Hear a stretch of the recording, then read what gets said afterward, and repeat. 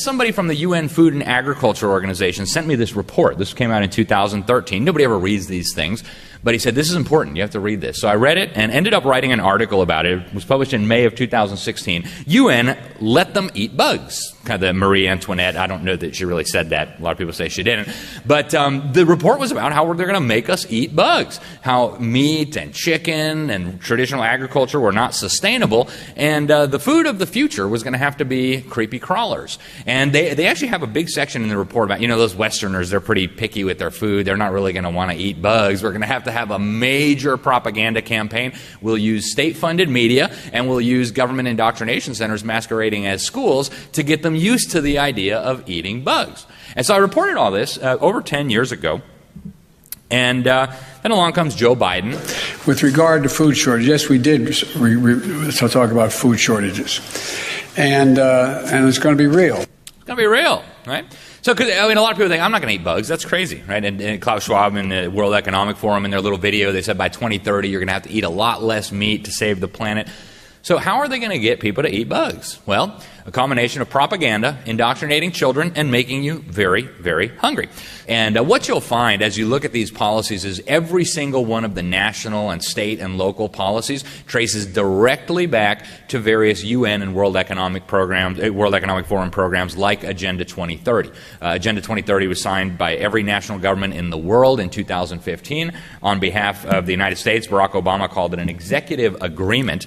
And it's a plan to totally transform every element of our lives. In fact, the head of the UN General Assembly at the time called it the master plan for humanity.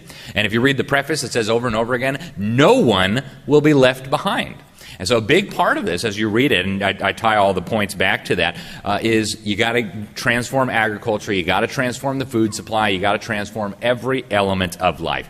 And so in keeping with that UN report on using government propaganda, here's the World Economic Forum promoting insect farming. Right? As we speak, they're actually building the largest insect protein manufacturing facility in the world in Decatur, Illinois.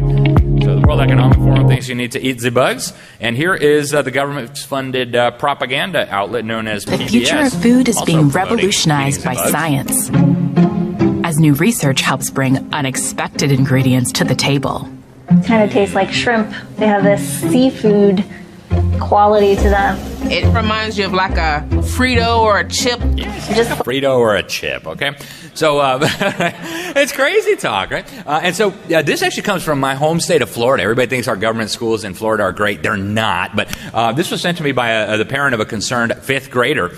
She was told that she had to do these workshops, and bugs are the food of the future. And she said, actually in the class, they told the kids that eating meat is bad for the planet. Your parents are bad for wanting to eat steak all the time.